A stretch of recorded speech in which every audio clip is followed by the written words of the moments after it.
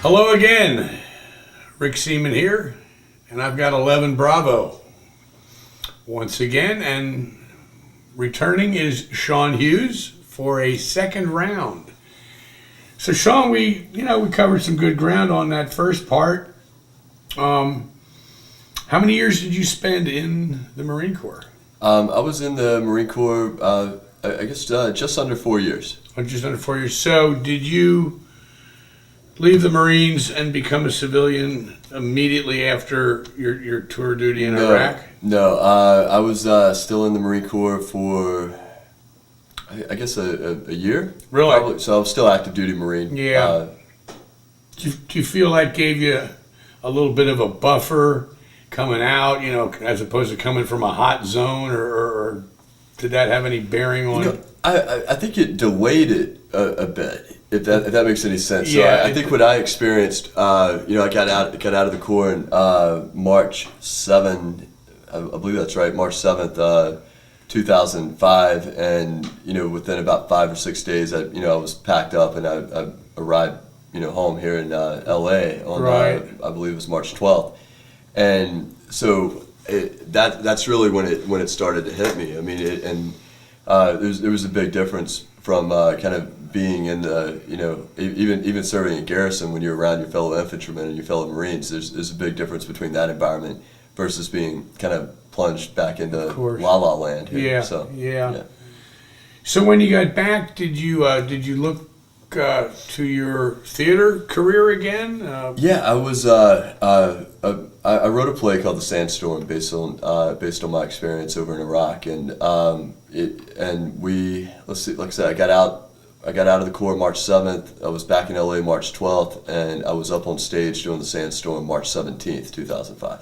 Wow. So pretty quick there, but we were in pre-production via telephone, me and Camp Lejeune and the director in Los Angeles, for a couple months before we opened. So you had this concept for the play even while you were still on active duty? Yeah, in fact, I even ran for a couple weeks. I took leave and did a little showcase run in Hollywood, and LA Times picked it up, and unbeknownst to me at the time, it was the very first play about Iraq that was produced and written by someone who had actually been there as a combatant. Okay. So Great. the LA Times picked it up, and it turned into a little bit of a media story, and it's gone on to do some wonderful things. It had its East Coast premiere in Washington, D.C., and Senator Max Cleland, very famous Vietnam veteran. Sure.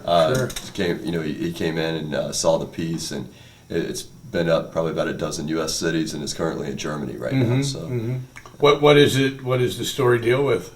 The Sandstorm is really, I call them, more like kind of snapshots of war, and it's 10 different characters, 9 Marines, and 1 Navy medical corpsman, and it's based on the experience there in 2003 as being part of the invasion. Okay. And and I think ultimately, and I think it's something that every veteran particularly can relate to, and hopefully the civilian audience can relate to us better after seeing the piece, is that kind of that struggle to reconcile who we are before war, who we are during combat, and then who we are when we return. Exactly. And I think that they're three distinct kind of different men, and then we're faced with that challenge when we return to somehow put them all together. Absolutely. It's great that you could portray that. All right, we're gonna take a short break here, and for your visual pleasure during this break, we're gonna run a little piece on some old gas stations from days gone by, back when gasoline cost 20 cents. I'm gonna say back, maybe even less, and that was also back in those days. When you want to compare prices, when you used to pull the handle on the old mechanical cigarette machine, and you put a quarter in, and you get a pack of cigarettes with 2 pennies change in them.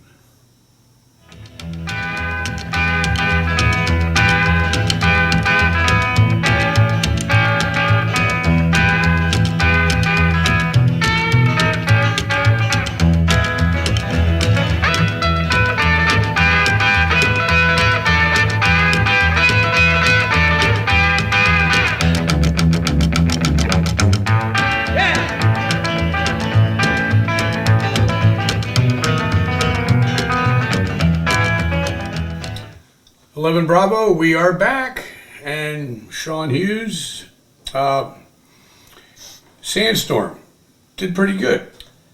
Yeah, I mean, it was, Sandstorm was commercially successful, but for me, I think the greatest benefit was just in getting it out there. I mean, Yeah. and kind of what it did for me emotionally, I think, and being able to express a lot of what was going, what I was dealing with at the time. Yeah, and that's great that it unfolded that way. Yeah, yeah.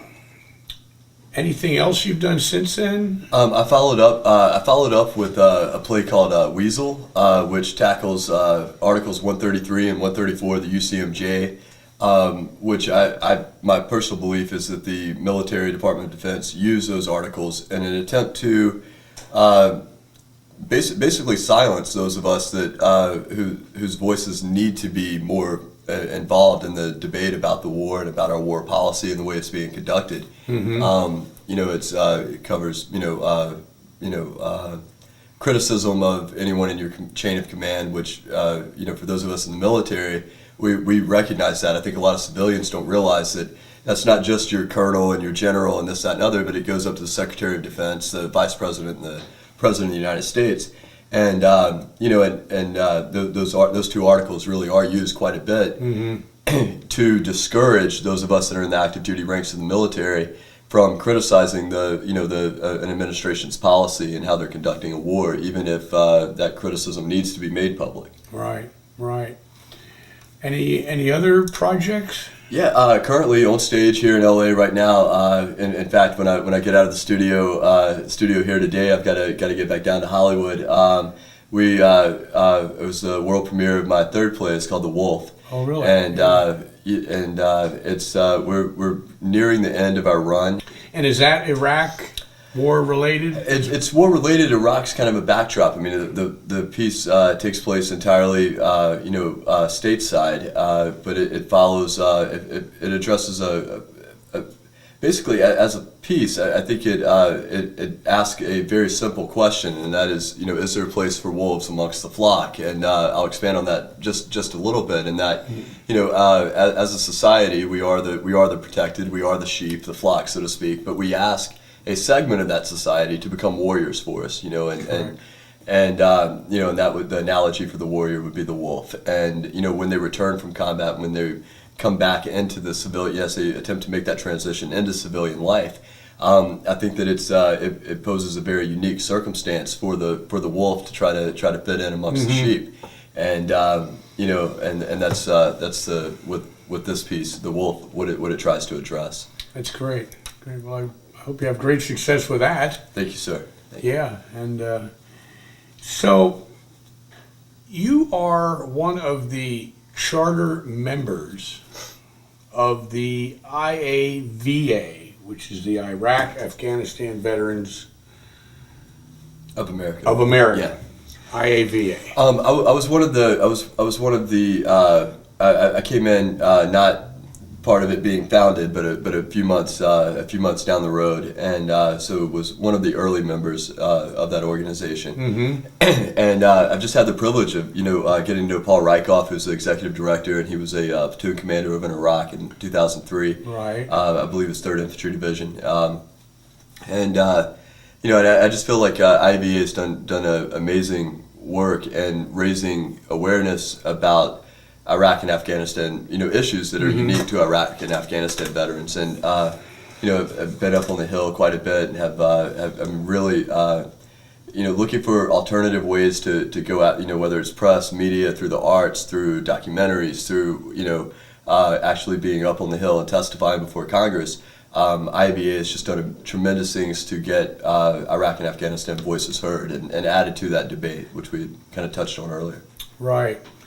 Yeah, we've here at the network we've talked to Paul Rieckhoff on several occasions, and he is doing an amazing job with that organization, and it is an organization that really is addressing the issues of the veterans from those two Oh, yeah. theaters. I mean, we're talking like out in front of the New York Times and the Washington Post and everything else. We were out in front by probably a good 6 months on the fact that troops weren't receiving adequate body armor. Mm-hmm. That troops fighting this war, when the Secretary of Defense, then Secretary of Defense Donald Rumsfeld was saying that, that the troops, the Humvees and everything were being up armored. We were the first ones to say no, they're not. That it still has not been addressed. We mm-hmm. still are having troops are still being asked to just make do. So we've been out in front on pretty much every issue that has become a national media mm-hmm. story. Would it be fair to say that the IAVA is engaged in not just veterans issues, but also active duty issues, more so than most of the other veterans organizations? Is it fair to say that? I think it's fair to say that. I mean, particularly in trying to help shape policy that can benefit the troops on the ground in Iraq right now. And then, of course, following up, we don't drop the ball when the troops come home. And unfortunately, the VA and the DoD does. Right. And it goes back to what you and I were discussing on part one about how being involved while you're still on active duty and making that more of a complete, smooth transition to becoming a veteran, becoming a civilian, how that works, and it seems to work better when it's done that way. Yeah, I mean, I think it's very important when you feel like you're not just completely isolated, when you have a network of veterans to continue to work with. Right, because I mean, here again, I'll relate back to Vietnam. You were a soldier, you were discharged, and then all of a sudden, oh, I'm a veteran, and I need help. Mm-hmm. Now you kind of like have to just start from scratch, right, with the VA. But I think what you guys are doing is a great idea, because you're bolting the soldier and the veteran more tightly together. There's not that gap, right.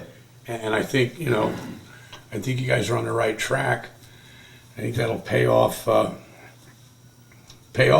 down the road.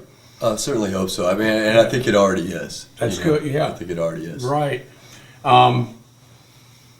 I mean, once again, America. You're a soldier, and then you're a veteran, and they are different, but they're the same, and they're connected. They're attached. I'm going to take a break, and when we come back, we're going to make a bit of an announcement here. Okay, so don't go away. 11 Bravo.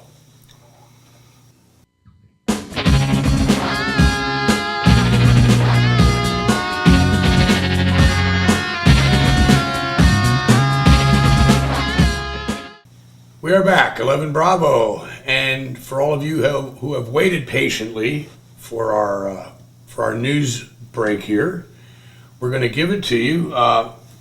Sean and I were just talking about the IAVA, that organization, and all the great stuff they're doing. Veterans Network is going to be adding a channel here in the next 2 to 3 weeks, and this channel is going to be called the Iraq-Afghanistan Veterans Channel, and is going to be tied directly to the IAVA. We will have a lot of correspondence with the organization back there, and I am even more happy to announce that the anchor of that new channel for the Iraq-Afghanistan vets is none other than my good friend here, Sean Huze. Thank you so much, Rick. Sean? And, no, it's a real privilege to be a part of the Veterans Network, and I look forward to doing the anchoring the channel and highlighting issues that directly impact and relate to the veteran in Iraq and Afghanistan. Great. We look forward to it too, and I'm sure everybody out there will really get a lot out of this new channel. I think it's important, and we need it. Thank you. For Veterans Network, for 11 Bravo, this is Rick Seaman, out.